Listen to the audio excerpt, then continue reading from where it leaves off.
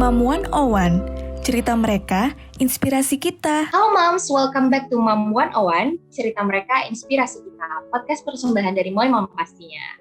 Nah, buat Moms dan juga Dads yang belum sempat dengerin Mom 101 episode sebelumnya, yuk jangan lupa didengar episode 1 dan episode 2 yang udah di-up di Spotify Moy Mom. Karena kita udah ngebahas mulai dari topik tentang inner child, terus juga ada bahasan tentang tips parenting untuk calon bapak muda. Pokoknya itu semua seru-seru banget. Jadi bisa langsung aja cek di Spotify-nya Moy Mom.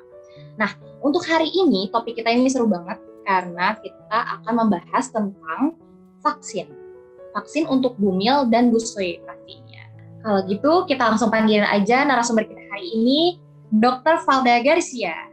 Halo dok, apa kabar? Baik, perkenalkan semuanya, aku Dr. Valda Garcia. Sekarang aku praktek di beberapa tempat sih. Pertama di Rumah Sakit Khusus Mata di Jakarta Selatan, kemudian di klinik di daerah Bintaro, sama ada di klinik juga di daerah Jakarta Selatan, dan juga masih aktif memberikan edukasi di salah satu platform telemedicine. Oke, wah dokter berarti lumayan banyak nih ya saya prakteknya nih. Ya lumayan. Oke dok. Nah berarti dokter masih sering datang juga nih kan klinik ya? Ya betul. Nah selama ini dokter sempat jadi ini nggak sih dok, vaksinator juga nggak sih? Atau cuman kayak praktek-praktek biasa? Iya, kadang jadi vaksinator juga kalau misalnya ditugasin untuk outside project gitu, kita harus screening atau mungkin bisa nyuntik juga untuk vaksin COVID-19. Berarti udah berpengalaman banget nih ya tentang vaksin-vaksin? Lumayan. Nah dok, aku kemarin udah sempat baca juga, udah ada beritanya juga nih di TV, aku juga sempat baca-baca di Twitter juga nih, katanya udah ada vaksin khusus untuk Bumil dan Busui. Iya nggak sih? Nah, sebenarnya untuk vaksinasi COVID-19 dari awal pandemi, untuk Busui sih sudah diperbolehkan untuk semua jenis vaksin. Nah, untuk sekarang, kan beberapa minggu yang lalu dari Perhimpunan Dokter Spesialis Opgyn Indonesia atau POGI udah menyarankan nih, udah usul ke Kemenkes bahwa sebenarnya ibu hamil boleh kok divaksin, cuma ada syarat-syaratnya. Nah, sebenarnya nggak ada vaksin khusus, cuma sampai sekarang yang diperbolehkan untuk ibu hamil yang diberikan tuh jenis vaksinnya ada Sinovac, terus ada Moderna sama Pfizer. Nah, sebenarnya jadi vaksin yang lain kayak AstraZeneca nggak boleh dong diberikan, atau mungkin Johnson & Johnson kalau misalnya masuk ke Indonesia nggak boleh dong dikasih ke ibu hamil. Nah, sebenarnya ini karena sampai saat ini penelitian yang sudah cukup yang mendukung dan menyatakan bahwa ibu hamil itu aman diberikan vaksinasi COVID-19, baru vaksin itu aja. Tapi kalau misalnya ke depan nih, udah ada penelitian yang oke, yang menyatakan aman untuk diberikan pada ibu hamil, ya mungkin akan ada update lagi nih ke depannya. Gitu. Oke, berarti sebenarnya nggak ada vaksin khusus, tapi yang disarankan saat ini baru 3 itu tadi ya? Iya, Sinovac, ada Moderna, sama Pfizer ya? Ya, betul. Oke, kalau gitu. Berarti kalau gitu, kira-kira ada nggak sih dok persyaratan khususnya nih buat Bumil atau Busui? Kalau Busui kan tadi udah dibilang nih sama dokter, kalau emang di awal Busui sih emang udah boleh. Tapi ada nggak sih persyaratan yang lebih jelasnya lagi? Karena di sini aku punya teman juga banyak yang nanyain, kira-kira vaksin nggak ya? Kayak gimana tuh dok? Ada penjelasannya mungkin? Oke, kita bahas Busui dulu ya, yang mungkin dari awal masa pemberian vaksinasi udah boleh nih diberikan. Nah, sebenarnya secara umum kan ibu menyusui boleh. Nah, yang dari sisi lain yang harus kita lihat, ada nggak sih riwayat penyakit penyerta? Kayak misalnya saat ini sedang demam nggak sih? Atau mungkin lagi ada batuk pilek. Nah, itu kondisi tersebut kita disarankan untuk tunda dulu. Apalagi kalau suhu tubuhnya di atas 37,5 derajat. Nah, terus yang kedua yang kita periksa waktu screening vaksinasi adalah tekanan darah. Kalau misalnya dia ibu menyusui, dan tekanan darahnya di atas 180/110, itu batas untuk vaksinasi COVID-19 ya, yang disarankan oleh Kemenkes, itu kita sarankan untuk istirahat dulu sekitar 5-10 menit. Jadi kita ulang lagi nih, setelah istirahat kita tensi ulang. Kalau misalnya tekanan darahnya masih tinggi juga di atas 180/110, ya berarti vaksinasinya harus ditunda. Jadi ibu tersebut harus ke dokter terdekat, terus sampai tekanan darahnya terkontrol dengan baik, nah boleh untuk daftar lagi vaksinasi. Kayak gitu, oke. Itu ibu menyusui. Kemudian ibu hamil ya, tadi belum dibahas. Nah kalau ibu hamil sendiri, syaratnya kurang lebih sama. Jadi kalau misalnya lagi demam, batuk pilek, jadi kalau suhu tubuhnya di atas 37,5 derajat, kita tunda dulu. Nah kalau tekanan darah, kan kalau misalnya orang biasa atau mungkin ibu menyusui, baseline-nya jadi cut off-nya 180/110. Nah kalau misalnya ibu hamil, batasnya itu 140/90. Nah terus kita juga lihat nih, kalau ibu hamil kan ada resiko ke arah preeklamsi. Tandanya apa aja sih? Nah, contohnya tuh salah satunya tekanan darah tadi di atas 140/90, terus misalnya ada keluhan kakinya bengkak, atau mungkin nyeri ulu hati, kemudian sakit kepala, terus penglihatannya kabur, mulai buram-buram, terus bahkan kalau misalnya pernah cek urin nih, ada protein di dalam urin, nah itu harus ditunda dulu, gitu. Terus kalau misalnya ada riwayat penyakit lainnya, ini sih antara ibu hamil, ibu menyusui, itu juga sama aja. Kalau bisa, kalau ada riwayat penyakit misalnya diabetes, kencing manis, atau penyakit kronis lainnya, harus terkontrol dengan baik. Tapi kalau misalnya tidak terkontrol nih, sebaiknya konsultasi dulu ke dokter yang menangani, misalnya dokter penyakit dalam. Nah, beliau akan lihat nih, akan periksa kembali, kira-kira kondisi saat ini oke nggak sih untuk divaksinasi. Kalau misalnya oke atau layak, nanti beliau akan memberikan surat pernyataan bahwa orang tersebut tuh boleh divaksinasi gitu. Terus untuk usia kehamilan mungkin ya. Kalau ibu hamil, usia kehamilan berapa sih boleh divaksinasi? Kalau bisa, ada batasnya, Dok. Iya, ada batasnya. Kalau bisa dipastikan dulu nih ke dokter spesialis kandungan atau dokter spesialis obgyn. Karena kadang kalau bisa kita ukur-ukur sendiri, perkirakan sendiri, takutnya kan usia kehamilannya nggak sesuai nih, kurang tepat. Nah, bisa dipastikan dulu ke dokter kandungan. Nah, yang disarankan oleh POGISI itu usia kehamilan 12 sampai 33 minggu.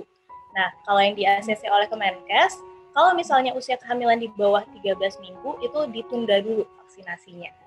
Gitu. Jadi batasnya gitu. Nah, kenapa sih batasnya harus 12 sampai 33 minggu? Pertimbangan dari dokter obgynnya apa sih gitu? Sebenarnya kalau trimester pertama, which is tuh di bawah 12 minggu, itu karena si organ-organ janin tuh benar-benar waktu krusial terbentuknya di trimester pertama. Jadi kita nggak mau intervensi terlalu banyak nih di trimester pertama. Kecuali, balik lagi, nantinya kalau misalnya di kedepannya ada penelitian yang udah cukup kuat yang menyatakan bahwa ternyata usia kehamilan trimester pertama boleh nih divaksin, mungkin akan di-update lagi. Jadi ibu hamil secara keseluruhan boleh divaksin, nanti kita lihat ada nggak sih penelitian yang menyatakan hal tersebut aman atau tidak. Oke.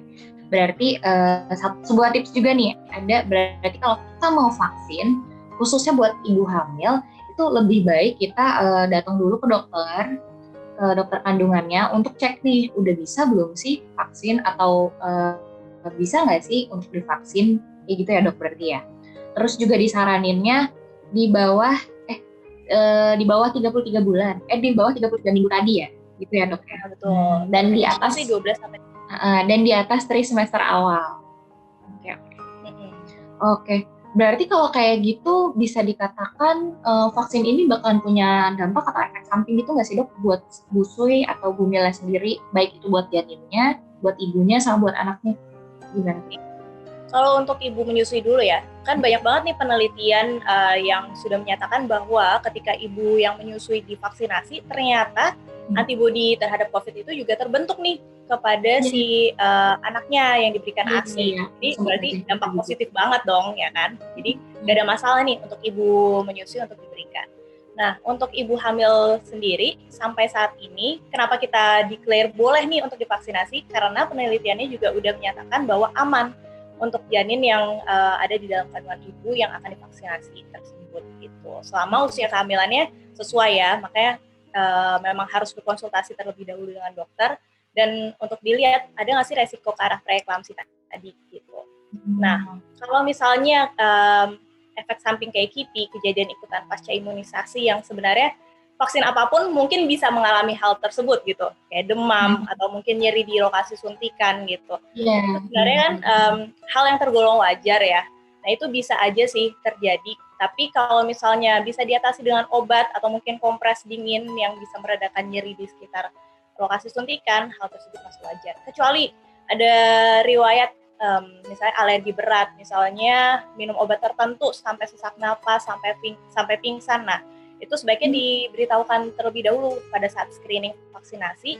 Jadi tenaga kesehatan juga bisa aware nih, kira-kira boleh nggak sih diberikan vaksinasi tersebut. Oke. Ya dok, kalau gitu. Oke. Kalau gitu berarti untuk efek sampingnya sendiri, kalau untuk bayi justru nggak ada ya dok ya. Untuk ibunya sendiri juga sebenarnya nggak ada. Apalagi buat janin karena emang udah ada penelitiannya kalau itu sudah diperbolehkan dengan persyaratan yang tadi udah dibicarakan sebelumnya. Tapi kalau gitu paling efek sampingnya kayak yang normal-normal yang biasa dirasain sama orang dewasa lainnya gitu kan gitu ya. Paling kan kalau misalnya yang udah diberikan nih, kalau di Indonesia kan sebenarnya Sinovac kipinya cenderung ringan ya. Nah, kalau AstraZeneca mungkin bisa menimbulkan demam, kemudian bisa lebih nyeri gitu ya, pegel-pegel atau artralgia. Nah, kalau Moderna juga yang sekarang kan lagi dosis ketiga untuk nakes, rata-rata juga kipinya lumayan nih, ada demam gitu. Iya, cuma masih bisa diatasi sih dengan pemberian analgesik. Nah, dok, aku mau ada pertanyaan juga nih. Jadi kemarin teman aku sempat juga ada yang vaksin. Nah, dia ini setelah vaksinnya itu ada efek sampingnya gitu buat dia. Sebenarnya efek sampingnya sih sama aja ya, kurang lebih kayak orang-orang lainnya. Dia agak demam juga, terus juga agak mau pilek, tapi nggak sampai pilek. Cuman efek sampingnya ini bertahan sampai kurang lebih 10 hari ya. Nah, itu kan agak khawatirin juga kan ya dok. Ini kenapa gitu kan. Nah, mungkin bisa ada penjelasannya nggak sih dok, kenapa bisa sampai kayak gitu, kok sampai lama juga nih efek sampingnya kayak gitu. Mungkin bisa dijelasin dok? Ya. Nah, sebenarnya bisa ada dua kemungkinan nih. Nah, yang pertama karena vaksin, kita lihat juga nih, kira-kira vaksin yang diberikan apa sih?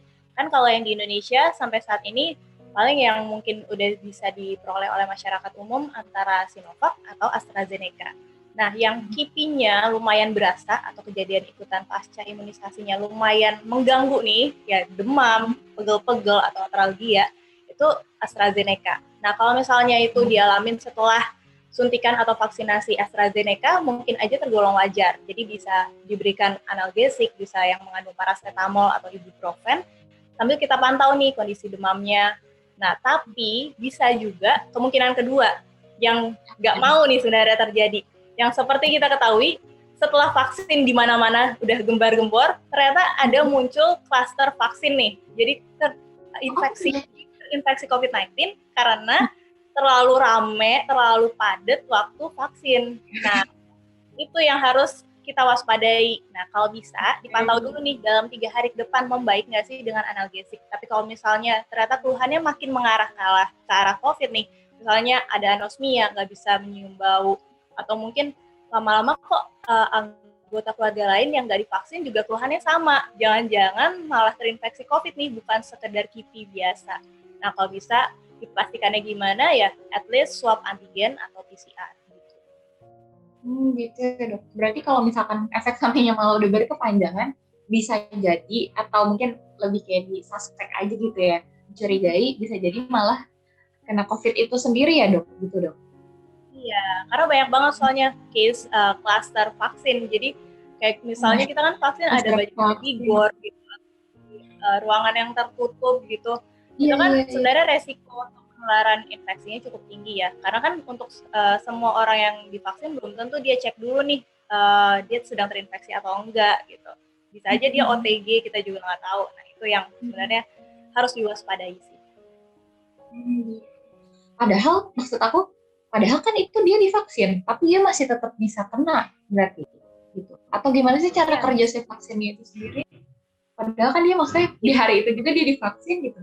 Ternyata beberapa hari kemudian dia bisa dinyatakan COVID juga gitu ya dok? Iya betul. Nah, yang perlu kita ketahui kalau misalnya kita divaksin, kapan sih dia efektif gitu membentuk antibodi di dalam tubuh kita? Nah, kurang lebih itu setelah kita full dose. Jadi kalau misalnya si Sinovac atau AstraZeneca kan full dose-nya 2 kali suntik ya. Jadi at least 2 kali suntik sudah diberikan dan diberi jarak sekitar 28 hari pasca vaksinasi yang kedua, itu baru antibodi terbentuk dengan baik gitu, udah oke. Nah kalau misalnya mau cek juga nih, kan mulai populer juga ya untuk ngecek kira-kira antibodi kuantitatifnya udah terbentuk nggak sih sebelumnya. Nah itu kenapa alasannya disarankan setelah 28 hari dari vaksinasi yang kedua. Jadi kalau misalnya dia baru disuntik sekali, terus ternyata terkena COVID, mungkin banget bisa. Nah kalau misalnya udah 2 kali tapi kena COVID, bisa juga. Bahkan kalau misalnya dia 2 kali udah full dose nih, setelah 28 hari juga di mana antibodinya sudah terbentuk dengan baik, masih tetap ada resiko juga terinfeksi. Tapi gejalanya akan cenderung atau relatif lebih ringan dibanding dia nggak divaksin sama sekali. Gitu. Jadi kalau misalnya vaksin menangkal kita dari COVID-19 100% itu salah gitu. Jadi paling nggak kalau misalnya kita kena pun gejalanya akan cenderung lebih ringan dan resiko untuk dirawat di rumah sakit atau menimbulkan kematian tuh akan jauh lebih rendah. Gitu, oke. Berarti emang meringankan gejala juga ya, gitu ya. Iya, kurang lebih sama sih kayak vaksin yang lain, kayak misalnya varicella atau cacar air gitu kan. Kalau dulu pas wabahnya varicella baru muncul juga kan, nggak cuma kayak keluhan di kulit aja kayak seperti sekarang, bisa sampai meninggal juga. Nah, itu setelah vaksinasi varicella diberikan, resikonya ya cuma demam, kemudian ada ruam-ruam di kulit aja. Oke. Nah, berarti kalau untuk Bumil sama Bu Suinya sendiri, ada apakah bisa kejadian kayak gitu juga, Dok? Iya, sebenarnya untuk resiko tertular itu tetap sama sih pada setiap kalangan, termasuk ibu hamil dan juga ibu menyusui. Jadi memang penting banget untuk tetap menerapkan protokol kesehatan sih, walaupun kita udah full dose divaksinasi gitu. Oke, Dok. Kalau gitu, misalkan nih Bumil atau Bu Suinya atau parents nih di sini bisa juga dads-nya, itu kalau setelah divaksin, kira-kira mereka boleh nggak sih ketemu langsung sama keluarganya atau baiknya kayak gimana sih, Dok? Sebenarnya boleh-boleh aja. Jadi ketika setelah divaksin kan bukan berarti orang tersebut terinfeksi COVID-19. Jadi dia itu bukan orang yang bukan diberikan virusnya secara hidup gitu, yang akan beresiko menularkan orang lain di sekitarnya. Jadi sebenarnya aman-aman saja. Cuma yang kita takutin tadi si klaster vaksinasi, kalau misalnya dia pas lagi ngantri ini saat mau vaksin ternyata terinfeksi, terus muncul gejala demam, batuk pilek, anosmia yang khas banget. Nah itu sebaiknya isolasi mandiri dulu sampai terbukti bahwa dia tuh nggak terinfeksi COVID. Gitu. Oke, jadi berarti kalau sebenarnya kalau habis vaksin itu baik-baik aja, baik itu mau Bumil, Bu Sui, atau dads juga sekarang segitu, nggak apa-apa gitu ya ketemu sama keluarga, cuman mungkin ya diperhatiin lagi tadi, di-retract lagi, udah jaga protokol kesehatan atau belum, terus misalkan ternyata si efek sampingnya ini masih terasa sampai beberapa hari ke depan, mungkin ada baiknya buat dites juga ya gitu ya, Dok ya? Ada swab antigen atau PCR. Gitu. Oke, Dok. Kalau misalnya nih, Dok, ini aku nanya aja gitu ya. Aku pernah sempat baca juga beberapa. Kalau misalkan Bu Sui itu terkena COVID, itu kira-kira boleh nggak sih menyusui atau berdampak nggak sih sama si anaknya itu sendiri kepada bayinya? Gimana tuh? Oke. Sebenarnya dari Perhimpunan Dokter Spesialis Obgyn dan juga dokter spesialis anak tetap menyarankan pemberian ASI. Jadi tidak disarankan untuk diganti dengan susu formula selama masih bisa produksi ASI gitu. Jadi kalau misalnya memang mau direct breastfeeding, jadi ibunya menyusui langsung boleh aja, tapi tetap menerapkan protokol kesehatan yang berlaku gitu. Diperhatikan juga nih kebersihannya sebelum diberikan ASI kepada si kecil gitu. Nah kalau misalnya mau diperah pun boleh banget. Jadi kalau misalnya takut nih, kalau misalnya menyusui langsung, takut menularkan anaknya, boleh diperah ASI-nya. Jadi nanti orang lain yang memberikan kepada si kecil, walaupun ya tetap ASI gitu, tidak susu formula. Jadi sebenarnya boleh-boleh aja selama yakin nih protokol kesehatannya bisa diterapkan dengan baik. Oke. Jadi untuk ibu menyusuinya sendiri, walaupun terkena COVID, tetap disarankan untuk DBF tadi ya, Dok ya? Direct breastfeeding tadi. Boleh ASI perah sih gitu. Tapi atau ASI perah gitu ya. Susu formula sih udah last option banget. Oke. Kalau gitu.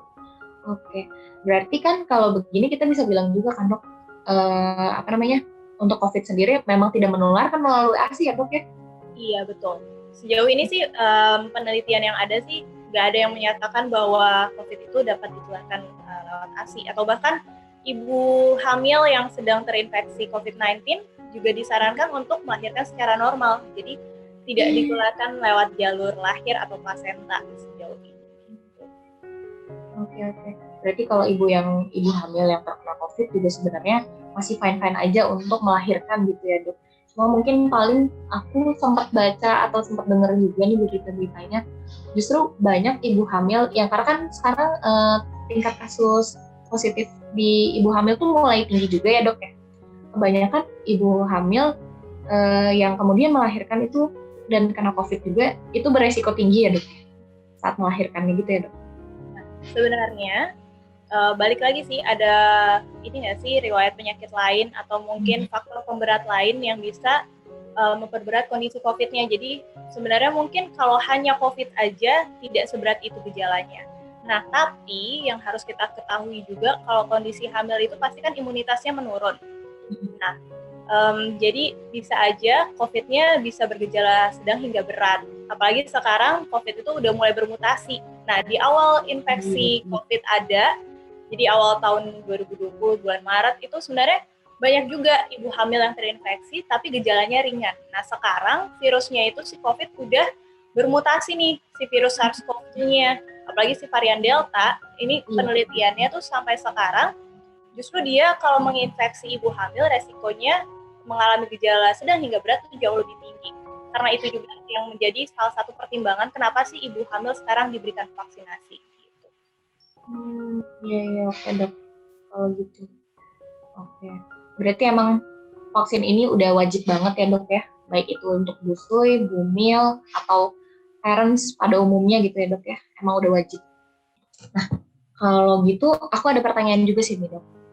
Jadi gimana misalnya kalau kita tuh baru 1 kali dose, belum fully dose, masih 1 kali injection, terus di tengah-tengah kita terpapar COVID-19, itu kayak gimana sih dok? Apakah kita harus ulang vaksinasinya jadi 2 kali lagi? Apakah kita bisa meneruskan? Tapi berapa lama sih jangka waktunya itu sendiri? Gimana dok? Kalau kondisi seperti itu tetap harus ditunda 3 bulan setelah dinyatakan negatif. Kenapa? Sebenarnya sih lebih ke arah skala prioritas sih. Karena kan kalau pemerintah targetnya seluruh masyarakat Indonesia harus divaksin. Nah, kalau misalnya orang itu sudah terinfeksi kan kita mikirnya dia sudah terbentuk nih antibodinya. Jadi kalau misalnya dia diberikan vaksinasi lagi lebih ke arah sia-sia aja sih. Jadi sebaiknya ditunggu setelah 3 bulan setelah dinyatakan negatif baru diberikan dosis yang kedua. Berarti nggak ada pengulangan suntik pertamanya ya dok ya? Langsung melanjutkan aja. Oke. Nah dok, kalau gitu kan ada juga nih dok beberapa riwayat tadi yang sempat dokter udah sempat ngomong juga nih, udah sempat ngomongin di atas sebelumnya. Kalau misalkan ada beberapa kondisi di mana orang-orang itu nggak bisa nih divaksin gitu. Mungkin kayak orang tua atau parents yang sudah lebih tua umurnya, udah lebih lansia mungkin, itu ada nggak sih dok kondisi-kondisi di mana mereka ini memang tidak bisa divaksin? Oke. Sebenarnya sih lebih secara general baik orang tua atau lansia, kemudian ibu hamil, ibu menyusui, atau mungkin ada anak-anak di bawah 12 tahun juga kan masih belum bisa divaksin kan dok ya? Iya. Kalau misalnya riwayat kondisi tertentu yang harus ditunda dulu nih vaksinasinya, contohnya kayak misalnya ada autoimun, terus ada riwayat transplantasi organ, misalnya transplantasi hati atau ginjal, kemudian ada mungkin riwayat kanker, jadi harus riwayat pemberian kemoterapi atau radioterapi, itu kan harus dalam pemantauan dokter yang menangani nih. Kalau misalnya kondisi tersebut sebaiknya ditunda dulu sampai dokter yang menangani, misalnya dokter spesialis penyakit dalamnya menyatakan boleh nih atau layak divaksinasi, nanti akan diberikan surat khusus bahwa ternyata pasien tersebut layak atau aman untuk divaksinasi. Nah, kalau misalnya udah ada surat tersebut, boleh divaksin. Nah, untuk anak yang di bawah 12 tahun, kenapa sih masih belum boleh? Nah, sebenarnya Iya. balik lagi karena masih belum cukup nih penelitian yang menyatakan bahwa anak usia di bawah 12 tahun nih aman untuk divaksinasi. Tapi nanti kalau misalnya ke depannya udah cukup penelitiannya yang menyatakan aman bahwa anak di bawah 12 tahun boleh divaksinasi, mungkin akan diberikan update kembali. Oke. Nah, kalau gitu selama orang-orang ini yang tadi disebutkan itu belum bisa divaksin, kira-kira ada nggak sih dok tips dan triknya sendiri gimana supaya tetap sehat, terus juga terhindar dari COVID-19 ini? Karena kan mereka nggak bisa divaksin tadi ya. Oke, balik lagi sih harus menerapkan protokol kesehatan dan menjaga daya tahan tubuh. Nah, kenapa? Karena balik lagi, selama si virus itu nggak masuk ke tubuh kita, pasti kan kita tidak akan terinfeksi. Nah, yang kedua, kalau misalnya virus ini terlanjur masuk, selama daya tahan tubuh kita bagus, pasti akan bisa melawan virus tersebut dengan baik. Karena si COVID ini adalah virus SARS-CoV-2. Jadi selama viral infection, kuncinya adalah daya tahan tubuh yang baik. Jadi harus imunitas tubuh yang terjaga dengan baik. Gimana caranya? Protokol kesehatan yang udah dicanangkan oleh pemerintah dari awal masa pandemi banget nih, yaitu menerapkan 5M. Jadi harus rajin cuci tangan, kemudian menjaga jarak, ya kan? Kemudian menggunakan masker, terus menghindari kerumunan, dan menurunkan mobilitas, itu harus dilakukan. Nah, selain itu juga harus menjaga daya tahan tubuh. Gimana caranya? Dengan pola hidup sehat. Jadi, menjaga pola makan dengan gizi seimbang, dan juga rutin olahraga yang ringan aja sih. Yang penting kita tetap beraktivitas dengan baik. Nah, selain itu, kalau perlu bisa konsumsi vitamin. Oke dok, kalau gitu. Nah, kalau misalkan dari vitaminnya sendiri, kira-kira ada nggak sih dok vitamin-vitamin tertentu yang memang kita harus konsumsi nih selama masa pandemi ini? Oke, balik lagi ya, kalau misalnya kita lihat dari penelitian, kira-kira komponen apa sih yang harus dikonsumsi supaya kita bisa menjaga daya tahan tubuh dengan baik? Itu harus ada kandungan vitamin C-nya, harus ada vitamin D-nya, dan juga zinc. Nah, 3 komponen ini yang minimal harus kita penuhi kebutuhan gizinya supaya bisa menjaga daya tahan tubuh dengan baik. Oke, C, D, dan zinc ya dok. Nah, kalau buat anak-anak atau bumil atau busui, ada nggak sih dosis tertentu atau boleh nggak sih mereka mengkonsumsi dengan dosis yang disarankan tadi? Kalau dosis memang harus diperhatikan ya, bisa beda-beda antara ibu hamil, ibu menyusui, atau bahkan anak-anak. Karena anak-anak pasti kan based on berat badan ya. Nah, untuk tahu dosis yang tepat berapa, bisa berkonsultasi lebih lanjut dengan dokter terlebih dahulu sih. Gitu. Apalagi kalau misalnya ada riwayat penyakit tertentu, misalnya gangguan ginjal atau mungkin gangguan hati, gitu. Itu harus diperhatikan kan, dosis yang aman tuh kira-kira berapa sih. Oke kalau gitu. Oke dok, kalau begitu. Oke dok, kalau kayak gitu berarti memang vaksin ini sendiri sangat wajib dan sangat disarankan, baik itu buat bumil, buat busui, atau buat parents in general, bahkan untuk anak-anak yang memang sudah bisa divaksin, wajib banget ya dok untuk divaksin. Oke, kalau begitu. Terus juga ini dapat juga nih tips tadi dari dokter, kalau misalkan kita memang sudah mau vaksin tapi masih ragu-ragu, mungkin buat bumil, buat busui, atau parents masih ragu-ragu, bisa langsung aja check up dulu. Kita cek darah dulu, atau mungkin kita konsultasi dulu sama dokter. Apakah memang kondisi kita sudah memungkinkan untuk divaksin itu sendiri, kayak gitu. Dan jangan lupa, vaksin itu nggak cuma satu kali, tapi juga 2 kali untuk mereka bisa fully dose efektif untuk melindungi kita, kayak gitu. Jadi selama misalnya nanti cuma kamu baru 1 kali vaksin, itu belum berarti kamu terhindar atau terbebas dari si virusnya COVID ini sendiri. Bahkan udah fully dose pun, kamu masih tetap harus jaga kesehatan, jaga protokol kesehatan juga, supaya untuk tetap terhindar dari terhindar dari COVID-19. Gitu. Oke dok, kalau begitu. Terima kasih banyak ya Dok Valda untuk hari ini, untuk semua informasinya. Oke Mams, kalau kayak gitu vaksin ini memang udah wajib banget, baik itu untuk moms yang bumil, busui, atau mungkin parents in general, bahkan anak-anak sekalipun yang memang sudah bisa divaksin, itu wajib banget untuk divaksin gitu. Dan tadi juga kita dapat tips dan trik nih dari Dok Valda, Kalau misalkan kita mau vaksin tapi masih ragu, itu kita bisa langsung aja konsultasi ke dokter supaya kita bisa check up juga nih kondisi kita udah bisa nggak sih buat divaksin. Dan sekalipun kita sudah vaksin itu baru efektif bisa bekerjanya setelah 2 kali dos. Jadi kalau misalkan kita baru 1 kali dos aja, kita tetap harus hati-hati kayak gitu. Apalagi buat bumil dan busuk yang memang lebih berisiko gitu. Jadi untuk kedepannya, baik setelah vaksinnya udah full dose ataupun baru 1 kali, itu kita baiknya menjaga kesehatan, juga jaga protokol kesehatannya gitu. Jangan lupa juga asupan gizinya harus seimbang dan juga vitamin kayak gitu, Mams. Nah, kalau gitu terima kasih banyak buat Mams semuanya. Terima kasih banyak juga buat Dok Valda ya. Thank you, Sarah. Oke, kalau gitu see you on the next episode. Bye. Bye.